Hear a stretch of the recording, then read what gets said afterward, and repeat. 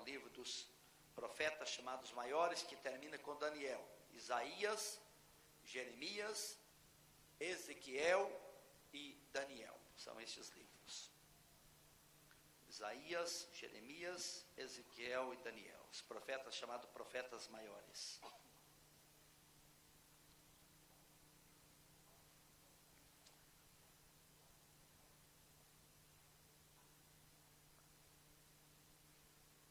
Daniel capítulo 6.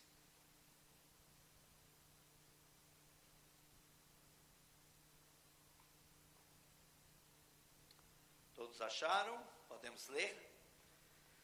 Pareceu bem a Dario constituir sobre o reino a 120 sátrapas que estivessem por todo o reino, e sobre eles 3 presidentes, dos quais Daniel era um, aos quais estes sátrapas dessem conta para que o rei não sofresse dano. Então mesmo Daniel se distinguiu destes presidentes e sátrapas, porque nele havia um espírito excelente, e o rei pensava em estabelecê-lo sobre todo o reino. Então os presidentes e os sátrapas procuravam ocasião para acusar a Daniel a respeito do reino, mas não puderam achá-la nem culpa alguma, porque ele era fiel e não se achava nele nem um erro nem culpa.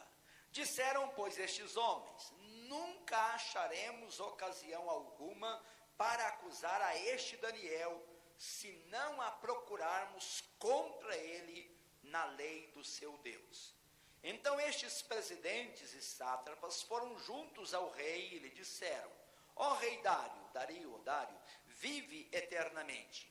Todos os presidentes do reino, os prefeitos e sátrapas, conselheiros e governadores concordaram em que o rei estabelecesse um decreto e faça firme o interdito que todo homem que por espaço de 30 dias fizer petição a qualquer Deus ou a qualquer homem e não a ti, ó rei, seja lançado na cova dos leões. Agora, pois, ó rei, sanciona o interdito e assina a escritura, para que não seja mudada, segundo a lei dos medos e dos persas, que se não pode revogar. Por esta causa, o rei Dario assinou a escritura e o interdito.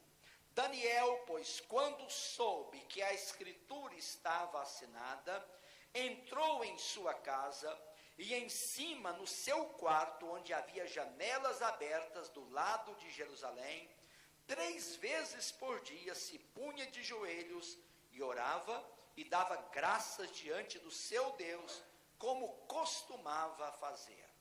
Então aqueles homens foram juntos, e tendo achado a Daniel a orar e a suplicar diante do seu Deus, se apresentaram ao rei, e a respeito do interdito real lhe disseram: não assinaste o interdito que por espaço de 30 dias todo homem que fizesse petição a qualquer Deus ou a qualquer homem e não a ti, ó rei, fosse lançado na cova dos leões?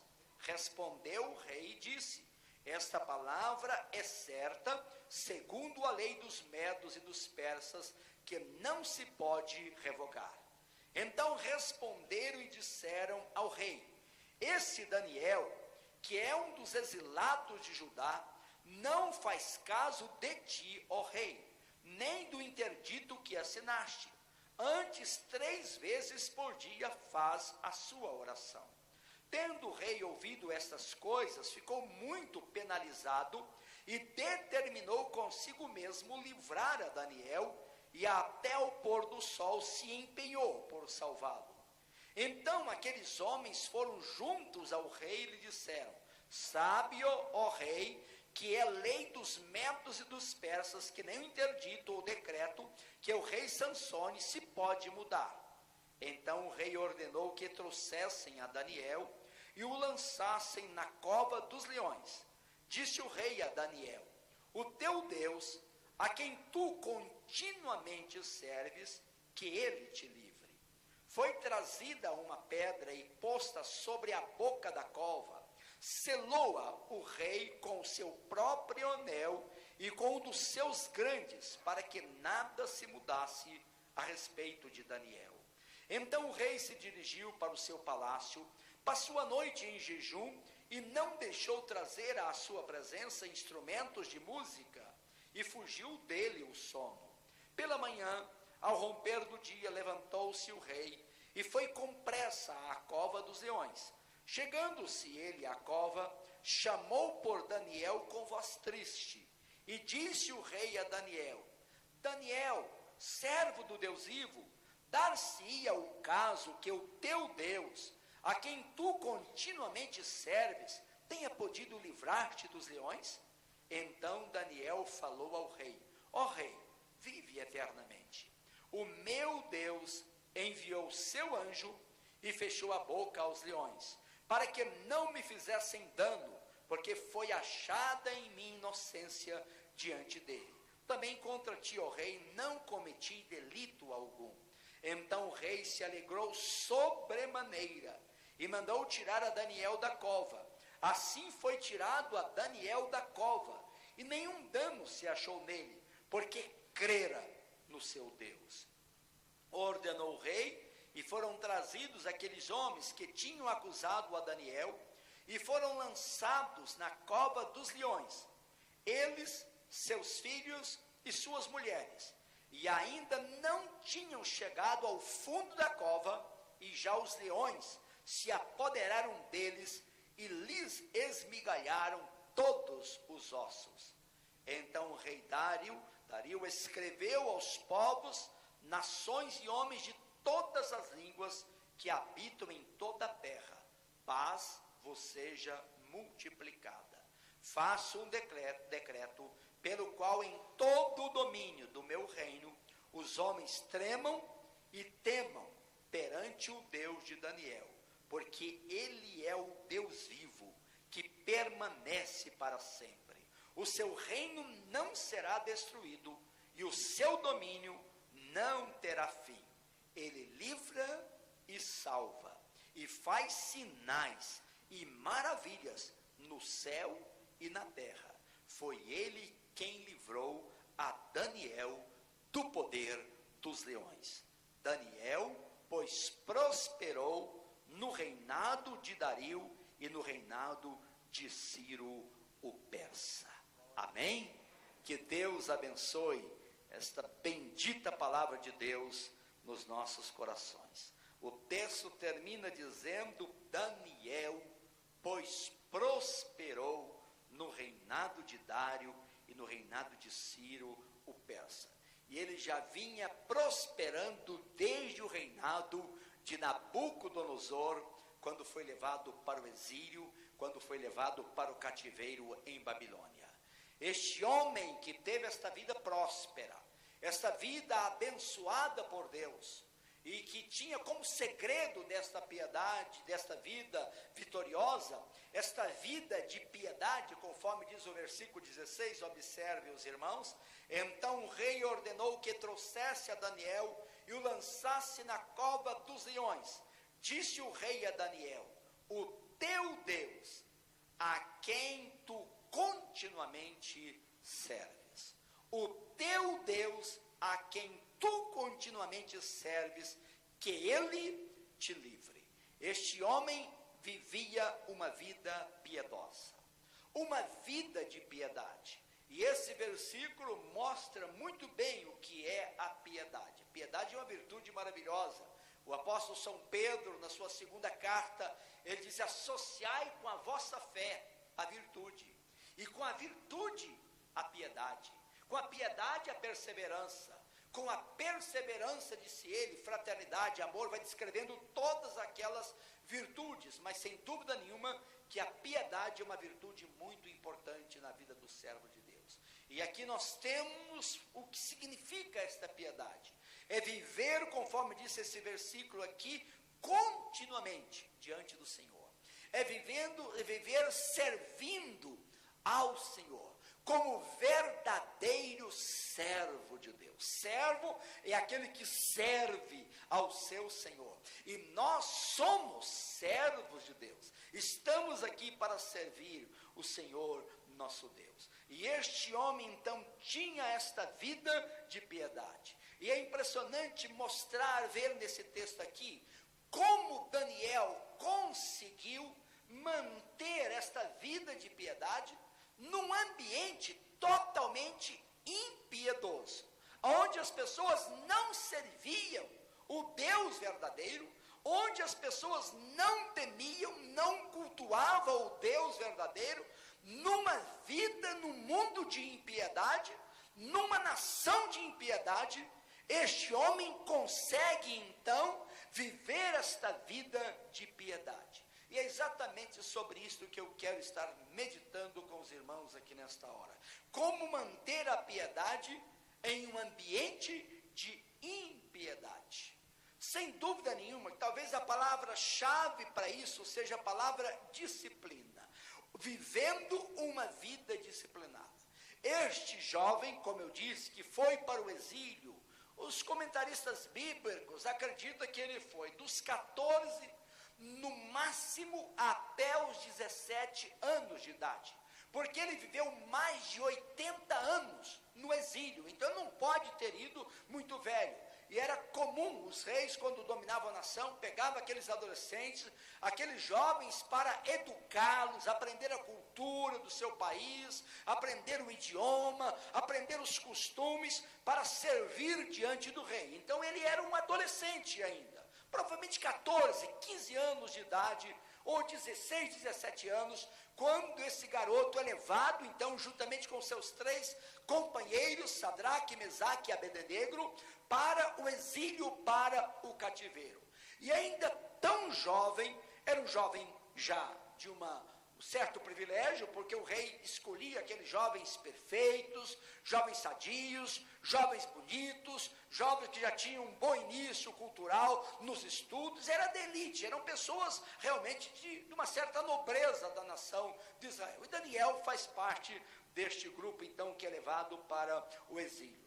Mas este rapaz, é impressionante observarmos na história aqui do livro de Daniel, no livro de Daniel, como ele viveu uma vida disciplinada, e assim teve uma vida tão abençoada pelo Senhor. No capítulo 1, observem os irmãos, e nós vamos dar uma passeada no livro de Daniel. Olha a disciplina que ele tinha no aspecto físico, a disciplina física.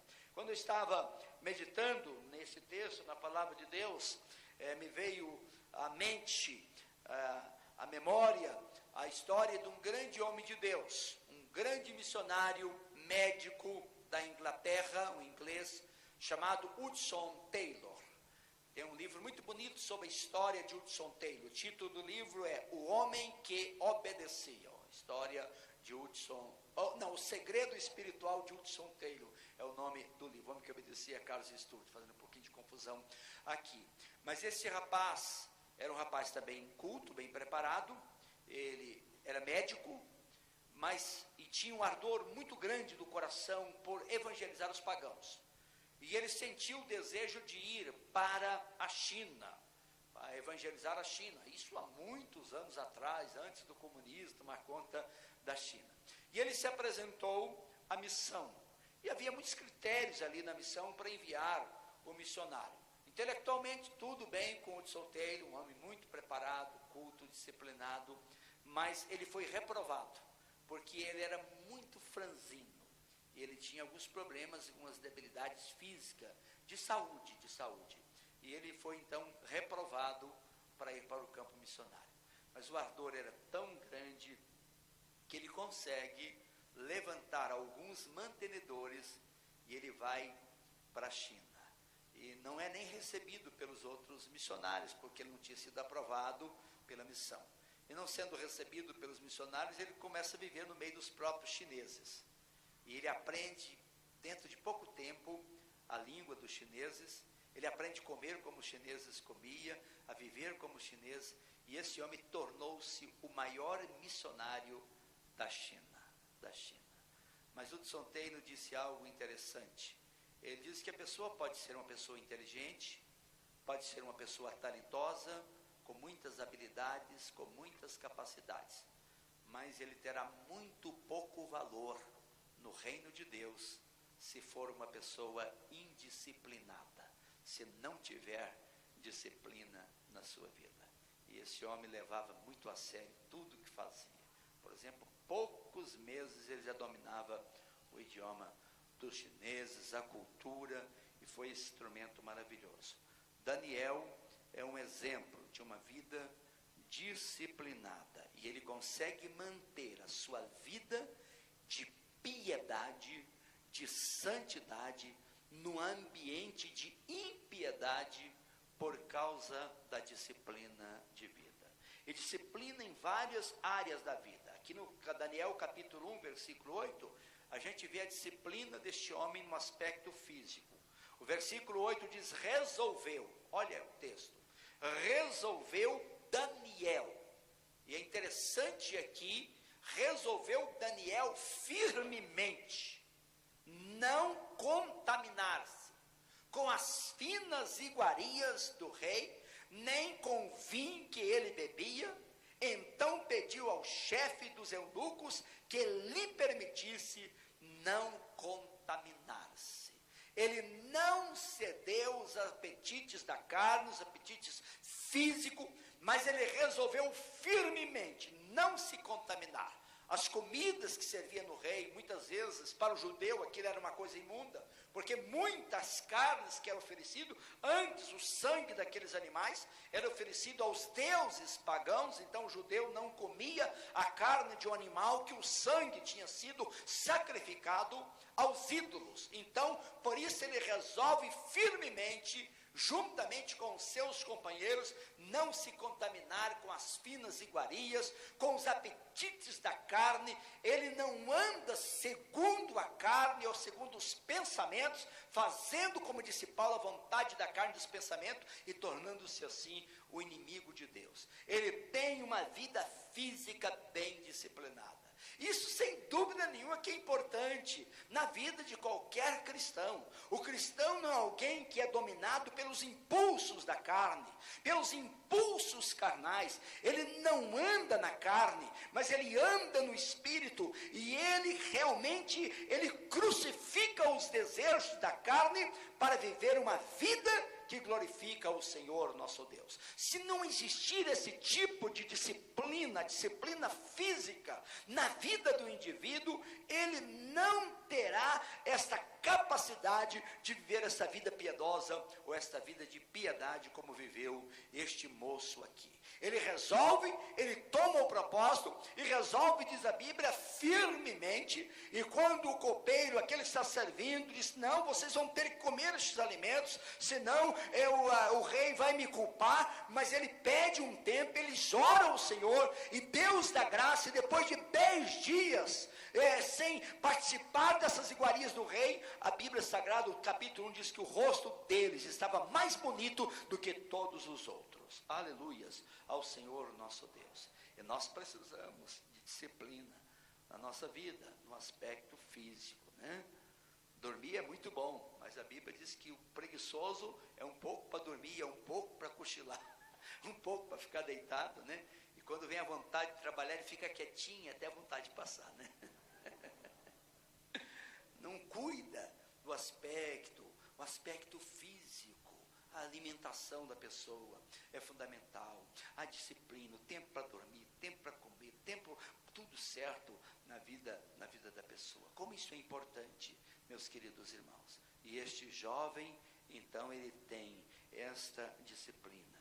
Mas não apenas a disciplina física, mas aqui no capítulo 12 nós podemos ver também a disciplina espiritual na vida de Daniel na vida dos seus companheiros. No capítulo 2, nós encontramos aqui o sonho de Nabucodonosor, quando este homem tem um sonho, e esse sonho deixa muito encabulado, e ninguém é capaz então de interpretar o sonho, de contar o que o rei sonhou, e de interpretar o sonho, e o rei fica furioso com isto, e então ameaça matar todos os sábios lá do seu reinado, os caldeus, os adivinhos, os astrólogos, todo esse pessoal, e Daniel com seus companheiros estão inclusos nesse grupo aqui. Mas é impressionante que aqui nos versículos 16 até o versículo 22, foi Daniel ter com o rei, e lhe pediu designasse o tempo, e ele revelaria ao rei a interpretação. Que ousadia deste rapaz! O rei está indignado, o rei Nabucodonosor está furioso, porque ele tem um sonho, e o sonho é terrível. Ele vê uma imagem enorme, com cabeça de ouro, peito de prata, ventre de bronze, pernas de ferro, pés de ferro, misturado com barro, e ele quer saber o que significa uma pedra cortada assim, auxílio humano, bate naquela estátua, esmiuça a cabeça, esmiuça tudo, o ouro, a prata, o bronze, o ferro. O que significa isto? E o rei pede a interpretação, mas não conta o sonho para ninguém. Diz, não, se eu contar o sonho, vocês inventam qualquer história aí, inventam qualquer interpretação aí, vocês vão me enganar, até que eu morra. Eu quero que vocês contem o que eu sonhei e me dê a interpretação. Aqueles homens, astrólogos, adivinhos, isso é uma coisa impossível. Nunca existiu um rei, por mais poderoso que fosse, que pedisse uma coisa absurda. O rei conta o sonho, e nós daremos a interpretação para o rei. Mas o rei Nabucodonosor está acima, ele vive antes dos medos e persas, no medos e persas, o rei estava preso à própria lei, aquilo que ele determinava, mas Nabucodonosor, ele é a cabeça de ouro, ele está acima da lei, de constituição, de qualquer coisa. O que ele fala está falado, está pronto, já decidi, está pronto. Se vocês não contarem o sonho e nem a interpretação, então vou matar todos vocês, mandar matar todos vocês. E mesmo nessa situação, Daniel tem a ousadia de se apresentar ao rei, diz o texto sagrado, e pediu que designasse um tempo, diz o texto sagrado, e ele revelaria ao rei a interpretação. Imagina que situação. Ele não sabia o que o rei havia sonhado também, mas ele creu que Deus haveria de revelar para ele aquilo que o rei havia sonhado. Que ousadia! E o versículo 17 continua dizendo, então Daniel foi para casa e fez saber o caso a Ananias, Misael e Azarias, que são Sadraque, Mesaque e Abednego, o nome deles foram mudados, seus companheiros, para que pedisse o quê? Misericórdia ao Deus do céu sobre este mistério. Os outros astrólogos, os outros adivinhos, pediram misericórdia ao rei Nabucodonosor. Rei, conta o sonho, nós daremos a interpretação. Mas Daniel, em vez de pedir misericórdia, em vez de pedir clemência para o rei Nabucodonosor, ele pede misericórdia ao Deus dos céus. Amém? Glória a Deus, aleluia. Ele vai orar ao Senhor. Ele sabe que Deus é gracioso, Deus é misericordioso, aleluia. Então reúne com seus companheiros para pedir misericórdia, a fim de que Daniel e seus companheiros não perecessem com o resto dos sábios da Babilônia. Então foi revelado o mistério a Daniel, numa visão de noite. Daniel bendisse o Deus do céu. Disse Daniel, seja bendito o nome de Deus, de eternidade a eternidade, porque dele é a sabedoria e o poder. Ele quem muda o tempo e as estações, remove reis e estabelece reis. Ele dá sabedoria aos sábios e entendimento aos inteligentes. Ele reserva o profundo e o escondido, conhece o que está em trevas e com ele mora a luz. A ti, ó Deus de meus pais, eu te rendo graças e te louvo, porque me deste sabedoria e poder. E agora me fizeste saber o que te pedimos, porque nos fizeste saber este caso do rei. Aleluias ao Senhor. Meus queridos irmãos, este homem tinha disciplina na sua vida espiritual. Ele sabia orar. Ele sabia clamar pela misericórdia de Deus. Ele sabia confiar no Senhor, nosso Deus. Por isso foi tão ousado a ponto de dizer para o rei: espera, dê um tempo e eu vou dar a interpretação. E Deus revela o mistério para Daniel. E ele revela isso, mas é impressionante neste texto, quando diz aqui que ele dá esta graça aos inteligentes, aqueles que têm essa vida disciplinada, esta vida de comunhão com o Senhor, nosso Deus. Então Daniel foi para casa e fez saber aos companheiros, então eles passam a orar. Então foi revelado o mistério a Daniel numa visão de noite. Daniel bendisse o Deus dos céus. Aleluias ao Senhor. E no versículo 21 ele diz: ele dá sabedoria aos sábios e entendimento aos inteligentes. Interessante isso aqui. Deus é que dá sabedoria aos sábios e ele dá, diz o texto sagrado, o entendimento aos inteligentes. Quem são estes inteligentes? É alguém, meus queridos irmãos, em vez de ver uma vida dissoluta, em vez de ver uma vida nos paixões da carne, entregue aos desejos, primeiro alguém que tem uma vida disciplinada, alguém que cuida do seu bem-estar. Tem muita gente insensata que destrói a própria vida com a loucura. Eu liguei para um senhor, coitado, que trabalha para mim de vez em quando no Provida, e quando ele atendeu o telefone, eu vi que ele estava tão ansioso, tão triste. Disse: o que está acontecendo? Ele diz: é meu filho, pastor, meu filho viciado em drogas. Primeiramente ele começou a roubar tudo dentro de casa, mas agora ele está batendo na mãe, e o pai sofrendo horrivelmente, né? Porque um filho nessa situação, quanta loucura, quanta insensatez, e a pessoa está destruindo a vida dela, destruindo a vida da mãe, a vida do pai, a vida da família, com a loucura, de se entregar às paixões, entregar os impulsos carnais a um vício, e depois torna-se totalmente escravo, dominado. Isso é uma vida de insensatez, não é uma vida inteligente. Faltou a disciplina física. Isso é muito interessante para os pais que estão aqui. Eu fiz uma faixa e coloquei lá no Provida de 40 metros de comprimento por 1,5 metro de largura. E escrevi lá Provérbios 22, versículo 6.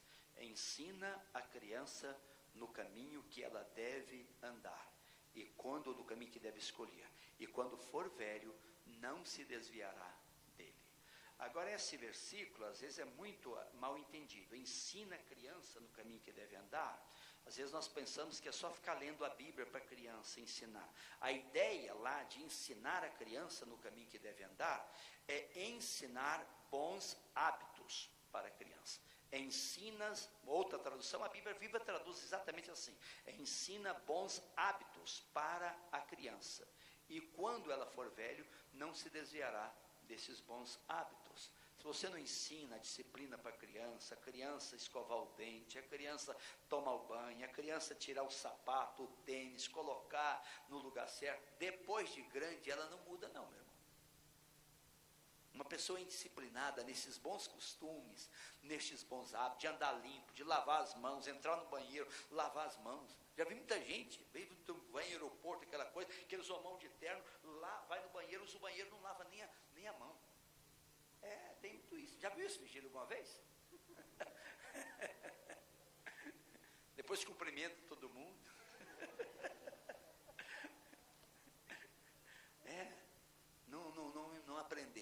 Não aprendeu bons hábitos. Não aprendeu. Tem pessoas, você chega na pessoa, abraça a pessoa, meu Deus, e o cabelo está um fedor danado, meu Deus do céu. Faltou um shampoozinho, um banho de vez em quando, uma coisa. Não aprendeu. Pessoas que hoje querem esperar isso aí, mas não aprendeu os bons costumes, os bons hábitos. Daniel, quando ora, disse: ó Deus dos meus pais.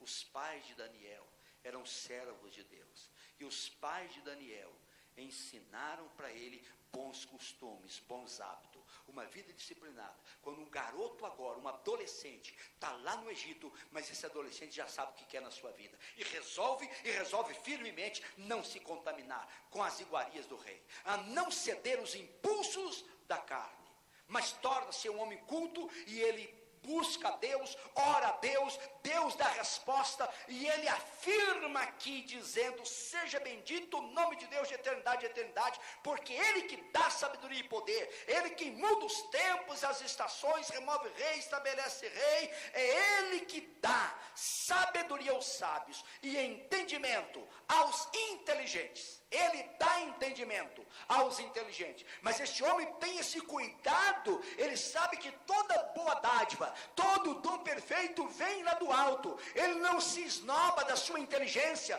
da sua sabedoria, mas sabe que Deus está capacitando, porque além da disciplina física, esse moço tem disciplina espiritual, ele sabe orar a Deus, ele sabe buscar a Deus, ele sabe clamar a Deus, e não faz isso de maneira isolada, ele se apresenta sozinho diante do rei, mas depois ele chama os seus 3 companheiros para se associar a ele em oração, em intercessão, em clamar ao Senhor. Ele não anda isolado sozinho, ele tem companheiros, e Deus dá a resposta. E a disciplina espiritual, sem dúvida nenhuma, é fundamental para manter essa vida de piedade no mundo de impiedade. Se nós negligenciarmos a nossa comunhão com Deus, meus irmãos, se nós negligenciarmos a oração, se nós negligenciarmos a palavra de Deus, se nós negligenciarmos o congregarmos, a não envolvermos no reino de Deus, a não investir no reino de Deus, nós não vamos conseguir viver uma vida de piedade neste mundo de impiedade. Precisa disciplina física, sem dúvida nenhuma, mas precisa disciplina espiritual, a necessidade de oração, de clamor a Deus, a necessidade de congregar junto com outros irmãos, ter outras pessoas para orar conosco, para louvarmos a Deus juntos, para buscarmos a Deus juntos, para servirmos a Deus junto, e Deus vai nos dar a graça. Louvado seja o seu nome. Aleluias ao Senhor. Tenha cuidado. A pessoa diz: mas para quê? Não precisa mais nem da igreja, tem televisão, tem programa de televisão, tem pregação, eu compro um DVD. Não, meu irmão, isso não vai substituir essa vida de busca da presença do Senhor, juntamente com outros irmãos. Isso é bom, isso ajuda, sem dúvida nenhuma. Graças a Deus por esses meios modernos que nós temos, tudo isso é bênção. Mas nós não podemos negligenciar nós mesmos, buscar o Senhor, clamar a Deus, sermos ousados em confiar em Deus. Eu acho precioso como este rei chega diante desse homem tão poderoso. Nabucodonosor era temido pelo mundo inteiro, meus irmãos. Os reis tremiam diante de Nabucodonosor. De repente chega um garoto de 18 anos, disse: rei, fique tranquilo, me dê um tempo, e eu vou revelar para você o seu sonho, a sua visão. Aleluia. Que confiança, que ousadia em Deus. E sai da presença do rei e vai pedir misericórdia ao Senhor. Aleluia. Em vez de pedir misericórdia ao rei, em vez de se humilhar diante do rei, é firme, ousado, educado, mas firme, e depois vai se humilhar na presença do Senhor. Meu irmão, é bem melhor. Tem muita gente que não busca a Deus, não serve a Deus, não é obediente a Deus, e tem que se humilhar diante das pessoas. É bem melhor cair na misericórdia de Deus. Certa vez Davi desobedeceu a Deus, e Deus disse: 3 males através do profeta estão determinados para a sua nação aí. 7 anos, ou melhor, 3 anos, 7 anos de fome, sem chuva, fugir 3 meses diante da espada do inimigo, ou se não, cair na própria espada de Deus. E o profeta diz: escolhe um dos castigos. Davi diz: 7 anos sem chover, acaba com a nação. Fugir 3 meses diante do inimigo, morre todo mundo. Então caiamos na misericórdia do Senhor, porque as misericórdias de Deus não têm fim. Aleluia. Davi conhecia o Senhor nosso Deus. E a história é linda, porque Deus teve realmente misericórdia e poupou o povo. Aleluia. Daniel é um homem que já tem experiência com a misericórdia de Deus, com o amor de Deus, com o poder de Deus, com a resposta das orações. Então, por isso ele tem esta ousadia. Mas além disso, aqui no capítulo 3, nós temos a história não de Daniel, mas agora dos 3 companheiros de Daniel, Sadraque, Mesaque e Abednego. A gente pode perceber aqui a disciplina, que eu posso chamar de uma disciplina mental, na vida desses 3 rapazes. Aqui Daniel faz, interessante, que quando Daniel interpreta o sonho, dizendo que aquela estátua, a cabeça de ouro representa Nabucodonosor, e outras partes do corpo representam os impérios que virão depois de Nabucodonosor. No capítulo 3, ele faz então agora uma estátua, mas não é só a cabeça de ouro, ele faz a estátua da cabeça de ouro, da cabeça até os pés, dizendo: o meu reino nunca vai passar, o meu reino não vai passar de mim, a glória não vai passar. Então a imagem é toda de ouro, uma estátua toda de ouro, de alguns metros de altura. E o que ele faz? Ordena que todas as pessoas do seu reino venham e prostrem-se diante dessa imagem, cultuando. E cultuando a imagem, estará cultuando o próprio rei. E agora esses 3 rapazes, Daniel não está aqui. Provavelmente Daniel, pela posição privilegiada, estava fora dos arraiais lá da Caldeia de Babilônia, cumprindo alguma missão do rei em outro local. Mas Sadraque, Mesaque e Abednego, os 3 companheiros, estavam lá. E quando o rei ordena, todo mundo vem e prostra-se diante da imagem. Mas os 3 rapazes não fazem isso. E alguém chega para o rei e diz: esses 3 moços não fazem caso da tua ordem. Eles não prostraram-se diante da imagem. E o rei fica furioso, manda chamar os 3 rapazes e manda os músicos trocar os instrumentos, e vocês vão prostrar e adorar. E se vocês não prostrar e adorar, eu quero ver o Deus que possa livrar vocês das minhas mãos. E daí, meus queridos, nós encontramos um momento muito difícil, porque são rapazes também, e diante da ameaça da morte. Provavelmente deve ter vindo muitos pensamentos na vida destes rapazes. Mas aqui, observe, vamos ler aqui no capítulo 3, no versículo 14, a seguir disse: falou Nabucodonosor e lhes disse aos rapazes: é verdade, ó Sadraque, Mesaque e Abednego, que vós não servis a meus deuses, nem adorais a imagem de ouro que levantei? Agora, pois, estáis dispostos, e quando ouvirdes o som da trombeta, do pífaro, da cítara, da harpa, do saltério, da gaita, de foles, prostrai-vos e adorai a imagem que fiz. Porém, se não adorardes, sereis no mesmo instante lançados na fornalha de fogo ardente. E quem é o Deus que vos poderá livrar das minhas mãos? Responderam Sadraque, Mesaque e Abednego ao rei: ó Nabucodonosor, quanto a isto não necessitamos de te responder. Se o nosso Deus, a quem servimos, quer livrar-nos, ele nos livrará da fornalha de fogo ardente e das tuas mãos, ó rei. Se não fica sabendo, ó rei, que não serviremos a teus deuses, nem adoraremos a imagem de ouro que levantaste. Meus queridos, além da disciplina física, além da disciplina espiritual, nós precisamos dessa disciplina psicológica, mental. Às vezes enfrentamos muitos conflitos, e este aqui é um momento de conflito na vida desses 3 moços. Está ali, ao prostrar-se, adorar aquela imagem, e com isso desobedecer ao Senhor nosso Deus, ou não reverenciar, não adorar aquilo, agradar o Senhor, mas com a possibilidade de ser morto pelo rei Nabucodonosor, se não acontecer uma intervenção divina. E esta intervenção divina, meus queridos irmãos, ela não é certa, ela não é não está garantida, que Deus vai sempre livrar as pessoas. As próprias palavras dos 3 rapazes mostram isso. Responderam Sadraque, Mesaque e Abednego ao rei: ó Nabucodonosor, nem chama de rei, quanto a isto não necessitamos te responder. Se o nosso Deus, a quem servimos, quer livrar-nos, ele nos livrará da fornalha e do fogo ardente e das tuas mãos, ó rei. Se não, fica sabendo, ó rei, que não serviremos aos teus deuses. Se Deus quiser livrar, ele pode livrar. Ele tem poder para livrar. Mas se Deus não quiser livrar, como não livrou o profeta Isaías de ser cerrado pelo meio pelo perverso rei Manassés, como não livrou João Batista de ter o seu pescoço cortado a mando do rei Herodes, como não livrou tantos outros, Zacarias que foi morto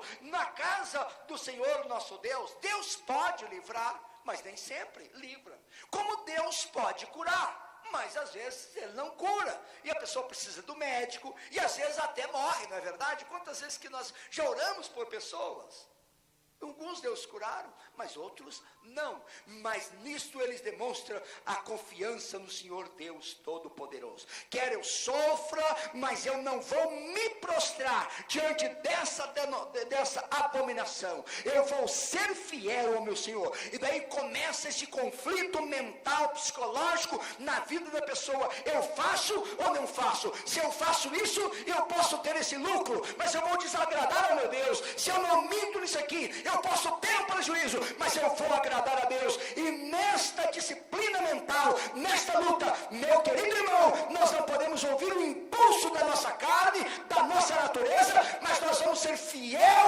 à palavra de Deus. Deus disse: não farás para ti imagem de escultura, coisa semelhante que é no céu, na terra, debaixo da terra. Não adorarás, nem lhes darás culto, porque eu sou o Senhor, o Deus zeloso. E estes jovens preferiram obedecer a palavra de Deus do que obedecer a sua própria vontade. Aleluias ao Senhor. Neste caso, Deus os livrou. Eles foram lançados. Deus não livrou de ser lançados da fornalha. Foram lançados, amarrados e lançados. Mas Deus preservou, e a Bíblia diz que nem um fio de cabelo queimou destes 3 rapazes. Aleluia. Para mostrar para este homem que Deus pode livrar em qualquer circunstância. Deus pode curar em qualquer momento. Deus pode nos socorrer em qualquer hora. Por isso a nossa confiança está nas mãos dele. Não tem Nabucodonosor, não tem Herodes, não tem rei, não tem poderoso. A nossa vida está nas mãos do Senhor Deus Todo-Poderoso. É quando, meus queridos irmãos, nós temos esse tipo de vida disciplinada, é que nós podemos viver uma vida de piedade no meio de qualquer impiedade deste mundo.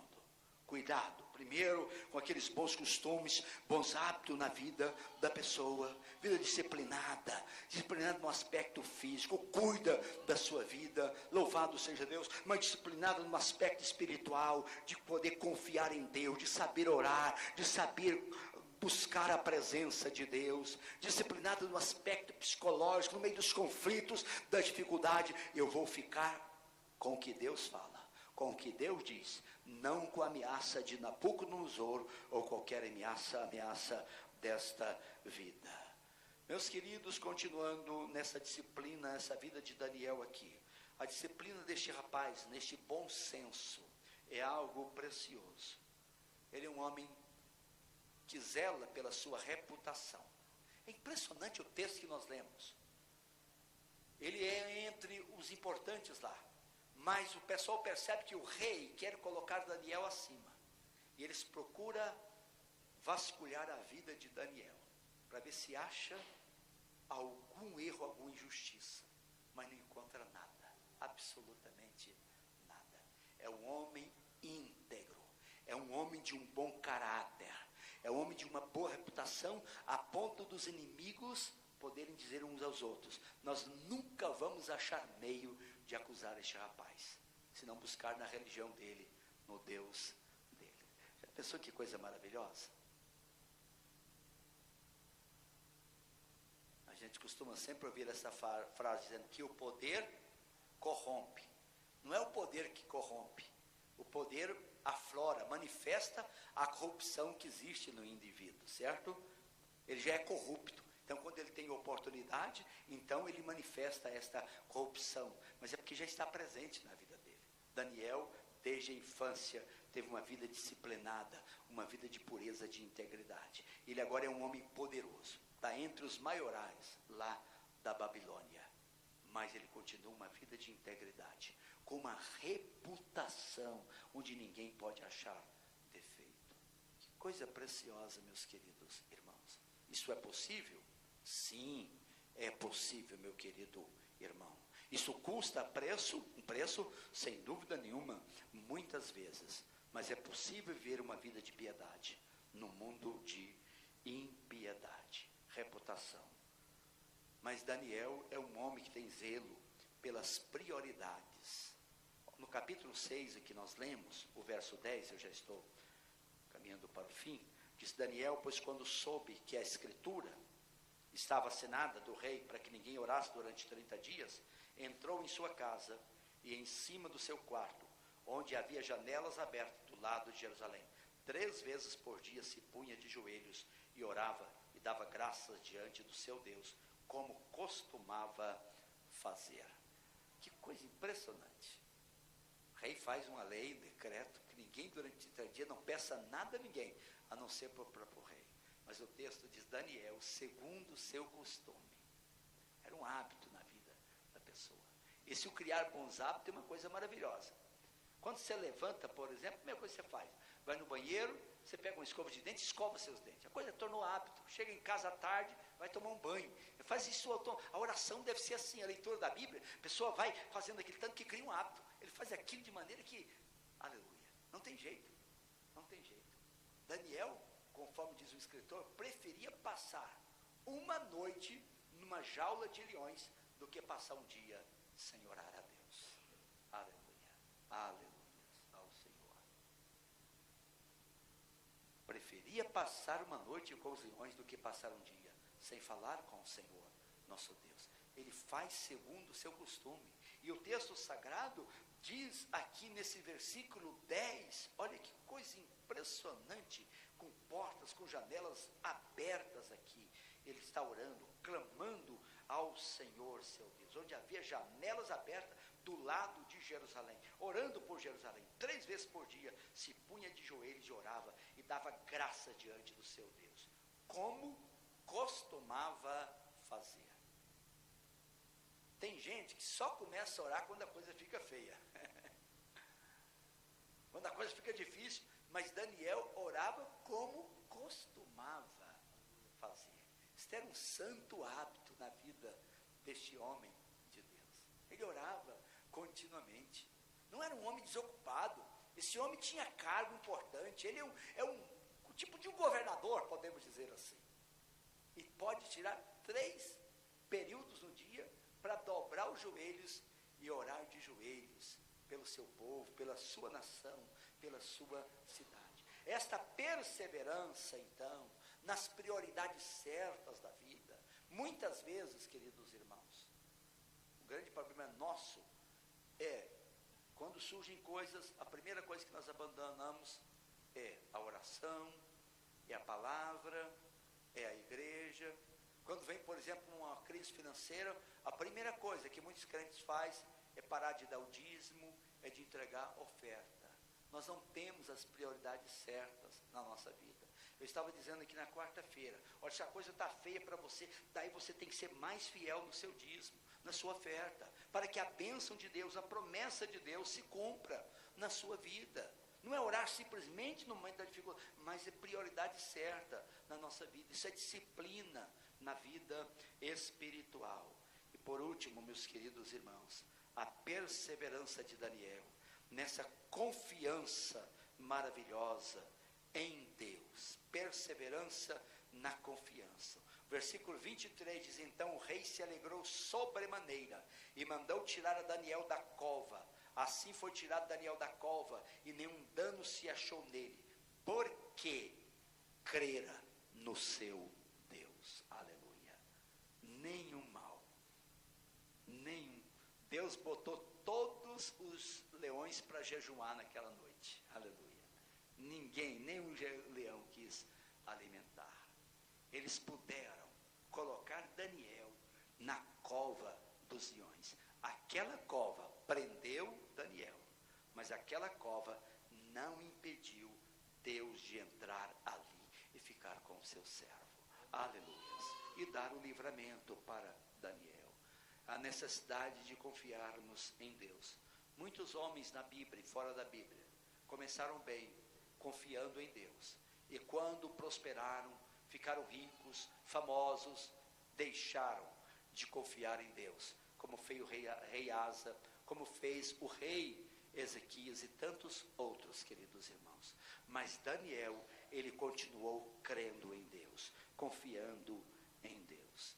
Meus queridos irmãos, tudo isso começa com o propósito de Daniel, ao ir para o exílio, resolver firmemente, uma vida física disciplinada, uma vida espiritual disciplinada, uma vida mental, psicologicamente falando, disciplinada. Ele toma a decisão certa. E a decisão, conforme diz um pensamento muito conhecido, a decisão determina o nosso destino. Josué tomou uma decisão um dia: eu e a minha casa serviremos ao Senhor.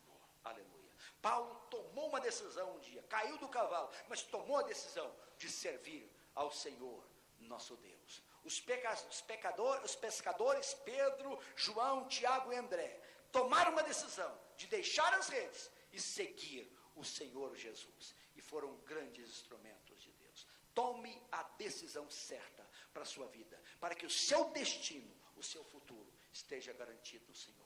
E a primeira decisão que você precisa tomar é a decisão de servir ao Senhor, de entregar a sua vida nas mãos de Deus, é de invocar o Senhor Jesus como seu único e suficiente Salvador, é crer nele com todo o seu coração, com toda a sua força, e não abrir mão do Senhor, absolutamente por nada nesta vida, e você estará seguro, em nome de Jesus.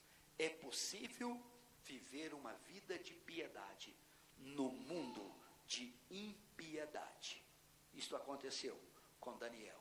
Isto aconteceu com Sadraque, Mesaque e Abednego. Isto aconteceu com José, chamado José do Egito. Isto é possível para mim e para você, em nome de Jesus. Vamos ficar em pé. Amém.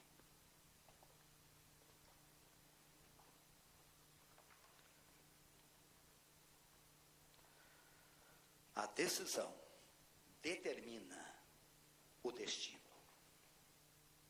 Nós precisamos tomar decisões firmes, decisão séria na nossa vida. Ninguém pode viver aqui sem tomar uma decisão séria a respeito de Deus. Eu vou rejeitá-lo, eu vou negá-lo, ou eu vou servi-lo com todo o meu ser, com o meu coração. Eu vou levar a sério a palavra de Deus, as coisas de Deus, eu vou buscar o Senhor, ou vou viver na indecisão.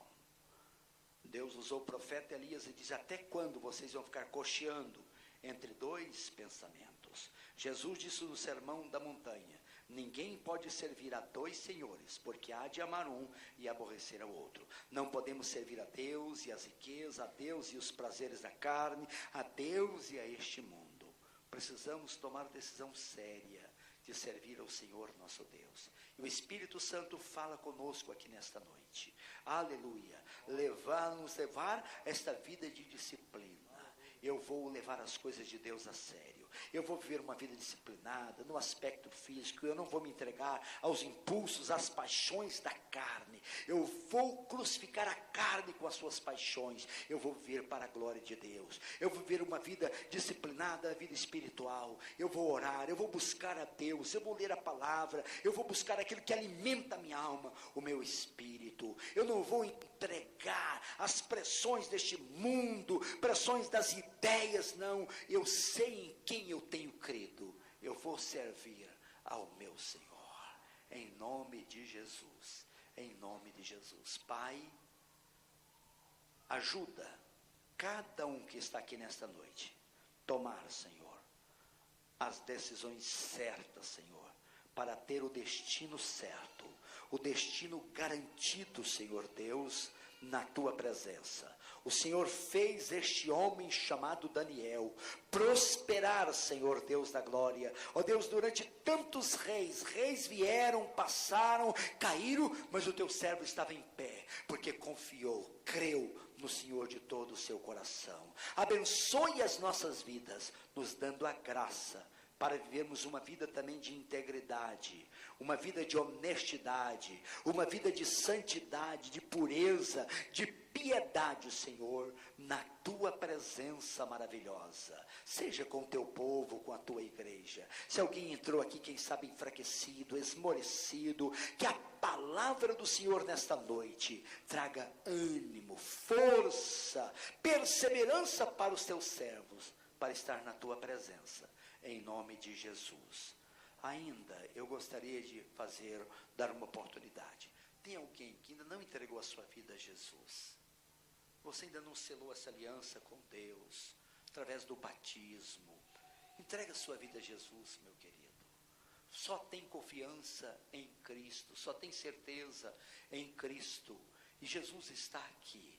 Este rapaz resolveu firmemente, no mundo de impiedade, viver uma vida de piedade. Vivemos esse mundo de impiedade hoje, mas Deus te chama para uma vida de santidade e piedade.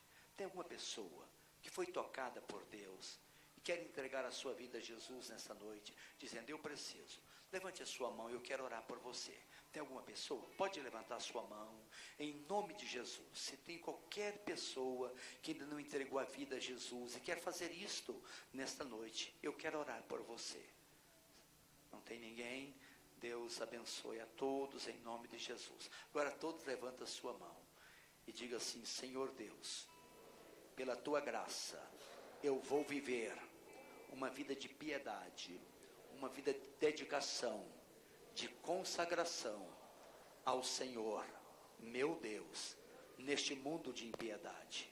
Eu quero estar olhando para o Senhor, eu quero estar orando ao Senhor, eu quero estar ouvindo a tua voz, eu quero estar temendo o Senhor Deus e fazendo a tua vontade.